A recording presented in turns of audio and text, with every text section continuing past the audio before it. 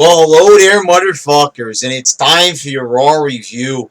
What a shitty ass fucking Raw this was. It should have been fucking epic. The first time Sting ever wrestled on TV. He's wrestled on the network and pay per view, and this is the first time he's wrestling on Raw. It should have been fucking historic, fucking monumental, fucking memorable. But instead, it just ends up being boring as fucking shit. It took place. It was a little bit exciting, so it gets points for that. But poor execution once again. Another failed opportunity, and in the fucking whole entire scope of failed opportunities for the WWE. I mean, that's all it is. It's just a big fucking sack full of missed opportunities and fuck ups and just fucking shit. It's just shit in the fucking bag, basically. So we start off the night with Triple H and Stephanie. They're promoting Night of Champions, talking about Seth Rollins and Sting, and Sting is going to wrestle tonight.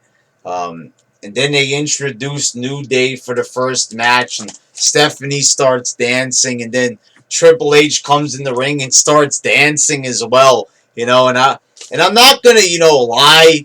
I'm not going to be one of these fucking smarks, so to speak, here in the YWC who, hates on anything that's silly. Wrestling has never been fucking serious. The Attitude Era was littered with a lot of comedy and shit, and a lot of it was very funny. And, I'm not going to lie, I laughed when Triple H danced because it was unexpected. But, here's the thing. It's like, it was surreal, though. It's like, seeing, much like everything, nowadays in wrestling, getting down with his bad self in the fucking ring, you would never see this from Triple H. Back in the day, wrestlers had reputations. Now, Stone Cold, was goofy during his run. He played guitar and sung Kumbaya, and he sung Margaritaville and shit like that with The Rock, and, but, he never danced or anything like that. It's just, it's always about dancing, and the announcers, oh, Triple H is having fun. I don't know if they said that, but they said something to that effect. JBL, it's all about having fun, Michael. Yeah, John, it's all about having fun. It's all about having fun. It's like, it's always dancing, too. What the fuck what up with the dancing, it was Too Cool and Rikishi. Then we went many years without dancing, and then then we had Brodus Clay, and then we had Fandango, and now we have New Day. If it's not one guy dancing, it's another guy. There's always got to be a dancing character. What is McMahon's obsession with fucking dancing and getting down? Yeah, just so the announcers could say, oh, it's all about having fun. Life is not all about having fun. Sometimes it's fucking miserable. Dancing your fucking life away. I mean, come on. Is that any way you want to fucking live your life? Fucking dancing and shit. It was funny, but I mean, come on. Then we had the first match. It was New Day defeating Titus O'Neil in the tag title, and Darren Young, because Darren Young's forgettable, but not really. They defeated the Primetime Players in the tag team match. It's actually pretty good, and what I wanted to say about Darren Young is that he's actually, ignited a fire within, and he seems like he's actually doing a lot better. He's improved. Wrestlers do improve, and he's pretty fast paced in the ring. And I gotta say, I'm not low on Darren Young. I'm not high on him either, but he's okay. He's okay. And this was expected. The Primetime Players, being tag champs. Excuse me. New Day is better as tag champs. They got a character going on. They're funny. Xavier Woods bringing the trombone out to the ring, Titus O'Neil grabbing it away from him. It was pretty entertaining, not a bad match. And then the Dudleys came out on the stage and, and did a stare down with New Day. So, actually, this first match was okay, but, don't let that fool you for a minute. Then we had Sasha Banks defeating Paige. This match was all right. A good German suplex from Paige, Sasha Banks, and then you had fucking Paige going for a cannonball, a senton off the apron, and Tamina moves Sasha out of the way. Now I haven't seen that in a long time. Somebody moving a heel out of the way on the team. That was very heelish, and I like that. We don't see enough of that. People putting somebody's leg on the rope to save him in the match. We don't see enough heel tactics. Just like Stone Cold said, we don't see nearly enough of this shit, and we really should be seeing more of this. We should be seeing a lot more heel tactics and, guys doing like things, very underhanded, just to show that, that character is a bad guy and they're going to cheat to win. So I kind of like that about the match. And then Sasha did the awesome backbreaker and the crossface. So, not a great match, but it was all right. It was bearable, I suppose. And then you had, this is where it gets really fucking shitty. So if you thought that I said two good things about those two first matches, then you're fucking dreaming. Because here we go, motherfuckers. So we got Miz TV here. And, The Miz is just like, I don't know. It's like The Miz is like in a whole nother universe with his character. I'm not going to say that he's bad on the mic. That would be a lie. But The Miz, he's trying so hard all the time to try to get back over with the crowd like he was 4 years ago. And he's never going to get to that point ever again. Let's just get that straight.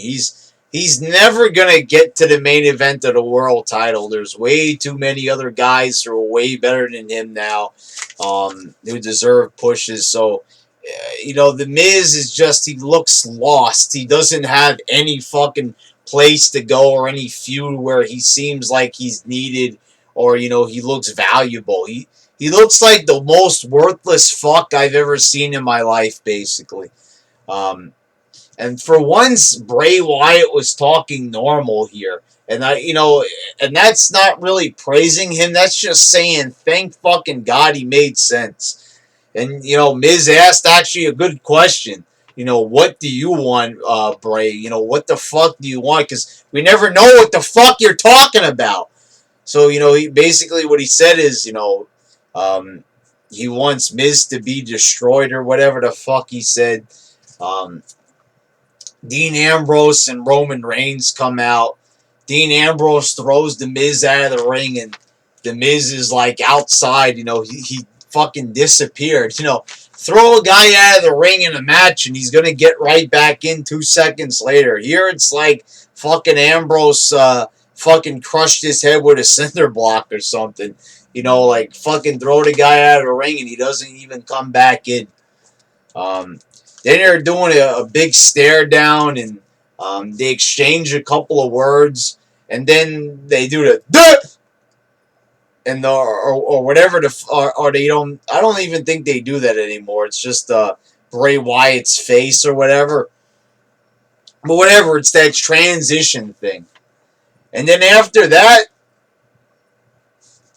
the segment's over, and they go right back to the announcers. Where the fuck did they go? I mean, that's it. I mean, they didn't even show Bray disappearing like Undertaker style or anything. They didn't show Roman Reigns and Dean Ambrose confused, like, whoa, what's going on here? No, nothing. They just cut right back to the announcers. Like, what kind of a fucking transition was that? I mean, that looked fucking cheap. That looked TNA level right there. I mean, come the fuck on already. It's like, they're not even trying here. This is not how you go about a segment. You cut right back to the announcers. The fuck? I was like, the hell? They just like fucking walked out of the ring all casual and shit. After that, like, how the hell do you walk away from a stare down and then everything just goes away and goes back to the announcers? It's like, did they even fucking think that out? Like, you know, they have all these people on the creative team. Not one fucking person said that it might look a bit fucking weird that they have this big stare down and then they don't show anything after that. They just do the fucking Bray Wyatt transition and then it's all over. But you know, that's what passes is okay. You know, we're supposed to accept this. Then you had Cena defeating Sheamus. Now, I have to ask a question here. What the fuck was the point of this fucking match? Not to mention that the match fucking sucked and was boring. But why did Sheamus, the Money in the Bank holder, the guy they're trying to push, the guy they're trying to sell as the Money in the Bank briefcase holder? You know, as I said, many of the fucking Money in the Bank briefcase guys, they always job out to Cena. You had fucking Seth Rollins jobbing to Cena, fucking Dolph Ziggler jobbing to Cena, Damian Sandow jobbing to Cena. Everybody fucking jobbing to John Cena when they got the Money in the Bank briefcase. I mean, come the fuck on already. You know, why? Why did they have to have this match in the first place? You know, if they're trying to get Sheamus over as a threat to Seth Rollins, having him lose clean to Cena, is this really a fucking good idea? Why does Cena need to have these wins? Why is he just having plain matches on Raw? You know, like, this is not helping anybody. This is not helping anyone. It's not helping Cena, not helping Sheamus, not helping the ratings, not helping the quality of the show. So what the fuck was the point of this fucking shit? And another thing, everybody is chanting, "This is stupid" at Sheamus. You know, that's, you know, good, he's getting a reaction. If anybody thinks he looks stupid, don't you think it'd be a good idea to change his fucking appearance? I mean, no, let's just keep with the same look. You know, it's nothing. Everybody in the arena is chanting, "This is stupid." So, he's a heel. He's supposed to be intimidating. If nobody thinks he looks scary, there's a fucking problem! Change how he looks! I mean, like, hello? You know, the whole fucking crowd is making fun of him, making fun of the bad guy. The intimidating 6'6" guy that, you know, that's 275 pounds or some shit, and they're chanting, "You look stupid." You know, I think that the situation has to be fucking rectified, motherfuckers. Then you had Ryback cutting a promo in the ring, and he does a little Elvis. I'm all shook up. I guess it was all right. You know, it was an okay Elvis pun.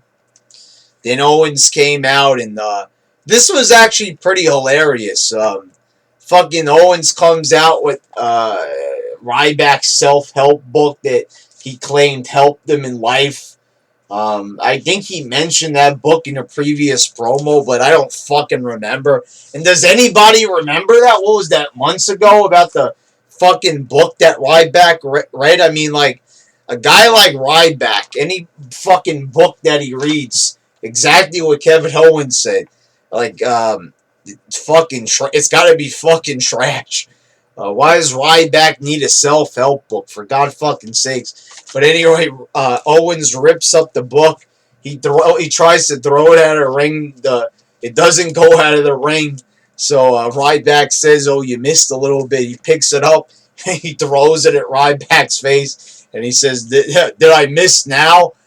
I think that was probably one of the best saves I've seen. And one of the reasons why I love Owens. And even though I don't like Ryback, I gotta admit, he's pretty entertaining on the mic. So the segment was okay. I enjoyed it for the most part.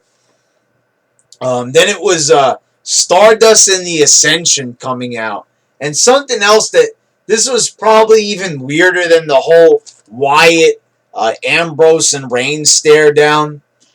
They come out, and it looks like it's for a match, but they just walk out. They don't even get a microphone or anything. Then Neville comes out, and then the Lucha Dragons come out. And then they're all fucking brawling. And I'm just saying to myself, is this a match? Where's the ref? And then it just ends with and the fuck? The fuck was that? I mean, like, what? Why did they come out? What was this, a scheduled brawl? That's not how it works in wrestling. Usually one guy comes out, cuts a promo to promote the match, and then somebody comes out to attack them, or, they cut a promo in the middle of the ring together, and then they end up fighting or brawling or whatever. Like, this is not how it works in wrestling. You come out for the brawl, that's not the official match.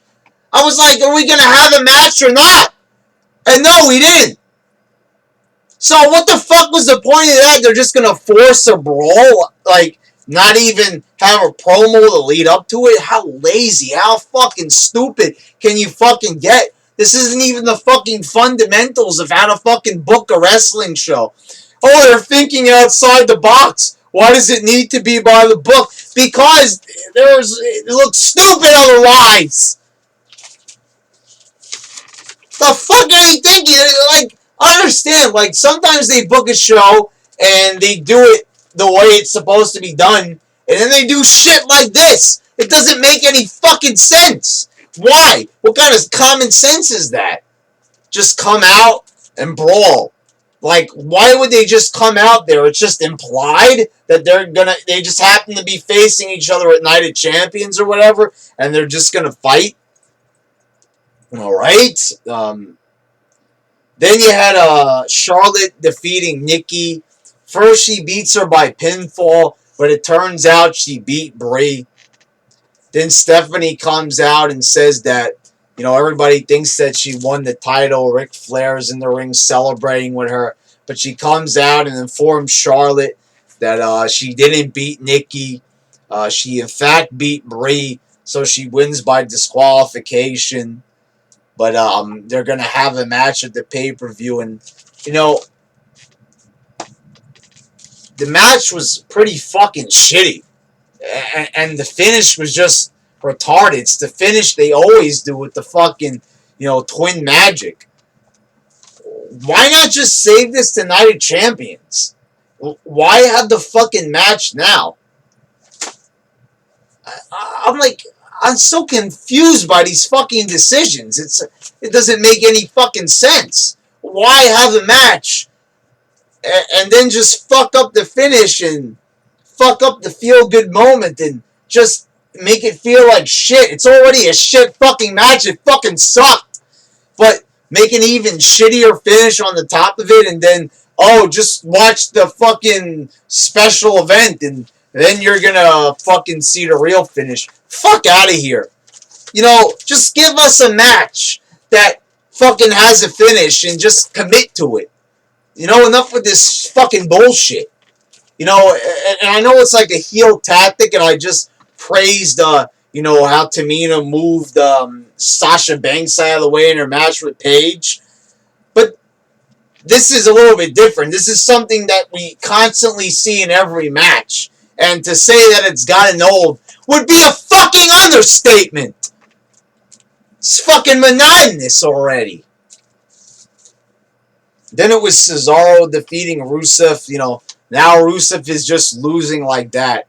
He was distracted because Ziggler gave Summer Rae, was trying to give her a little gift box at ringside. Then she was helping Rusev, stand up at ringside, and she ended up, taking the box like she wanted him. She was hiding it behind her back. Oh! Wow, I'm so enthralled in this storyline. Fuck this storyline! Fucking Ziggler and fucking Rusev. How many fucking times we have to sit through this fucking shit? And Cesaro, he just gets a win on Rusev, and it doesn't even mean anything. I know I wanted Cesaro to start winning matches, but a match like this, and it's like he was undefeated for a whole year, and now people are just beating him like that. All right. So much for fucking character development and, guys having credibility. I know I don't like Rusev, but still, I mean, like, this is the guy that you fucking built up for so long, and now you're just gonna knock him down like that. Then it was Sting and Big Show in the main event, and after a minute, Seth Rollins just rushes to the ring, and I was like, oh, it fucking figures. It ends in a disqualification. Then they booked the tag match. So, of course, Cena comes out to save Sting. Fucking Cena. Can he fucking mind his own business? Does he have to get involved in everything? You just had a fucking boring-ass match against Sheamus. Get your fucking denim-clad ass to the back, motherfucker. Stay back there. I don't want to see it to the fucking pay-per-view. He has to fucking stick his nose in fucking Sting's business, for God's sakes. Because he's a legend, and Sting's a legend too. Fuck off! He ain't a fucking legend. He ain't never gonna be a legend. And anybody who says he's a fucking legend's a fucking retard, including fucking Michael Cole, who said it in the first place. I'm fucking sick of fucking Superman Cena fucking running down to the ring for 10 fucking years straight. When the fuck is this madness gonna end? So anyway, it's Cena and Sting versus Big Show and Seth Rollins. It's basically the John Cena show for the whole fucking match. Getting his ass kicked. Then it's that hot tag to Sting, Scorpion Death Drop and Scorpion Death Lock. Seth Rollins and Sting wins his first match in WWE. And of course, Cena has to be there alongside him. Why couldn't they just do Sting and Big Show with a clean finish? He doesn't have a match anyway at the fucking pay-per-view. Unless he's going to be facing The Miz or some shit. But, why does he have to be involved? People like Sting. They don't like Cena. Oh, people like Sting. We should tag him with Cena. No! That's not what we want to see. We don't want to see Sting anywhere near that guy. But we have to see him there because Cena loves everybody. He's got to help everyone. Fuck off with this bull fucking shit. I don't want to see Cena teaming with Sting. Cena is not a legend. You're not teaming two legends together. You're teaming a legend, Sting, together with a fucking goofball, which is Cena. And I like that it ended with Sting getting the win and everything, but for God fucking sakes, could they have booked this a little bit better? Couldn't they have had Sting tag with somebody else, like Ambrose or somebody better, that the crowd actually likes? No, because it has to be Cena. Oh, enough is enough. I up to here with Cena being involved with fucking everybody. Cena has to fucking just get all the, fanfare from everybody else. He can't get it on his own, so he has to be the fucking leech and just, be the fucking pimple on Sting's ass, basically. The show sucked. It really did. Cena was all over it. 2 fucking matches. Did he really have to wrestle twice? A long match against Sheamus and then the main event? That's Sting's spotlight. That is Sting's fucking spotlight. And even though Sting got Rollins to tap and he decided to fall, but Cena was right there. And he was in the ring for the majority of the match. Oh, Brad, stop complaining. Sting's in the main event. Yeah, I like it too. But does it have to be this way? Can't they figure out a better way? They couldn't have just left it as Sting beating Big Show and hey, it's a big win for Sting on Raw in his first match. No, his first match has to fucking have that blemish on it because he teamed with fucking Cena. Motherfucking John Cena getting involved in everything. I mean, for God's sake, Cena's fucking everywhere. I go to fucking take a shit the other day, open up the fucking toilet bowl, and Cena's head just popped out of it. Come get some. I was like, fuck, I slammed the lid. Then I go to take a shower. I open the fucking shower curtain. And John Cena's there in my fucking shower. No, I didn't invite him there. I don't know why he's fucking naked, but he's there. The fuck? I mean, so I fucking say, fuck the shower. I'm going to fucking work. And I get on, so I'm waiting for the fucking bus so I can get to fucking work. And I'm about to swipe my Metro card, and who's the bus driver? It's Cena! I can't get away from him! He's everywhere, for God fucking sakes! I mean, the fuck? I mean, like, I feel like one day I'm gonna walk outside, and everybody's gonna be Cena. They're all gonna be Cena, and they're all gonna be fucking wearing goofy-ass t-shirts and fucking denim shorts from fucking 1993. I can't get away from this guy. I mean, whatever you fucking do, he's always there. He's always fucking there.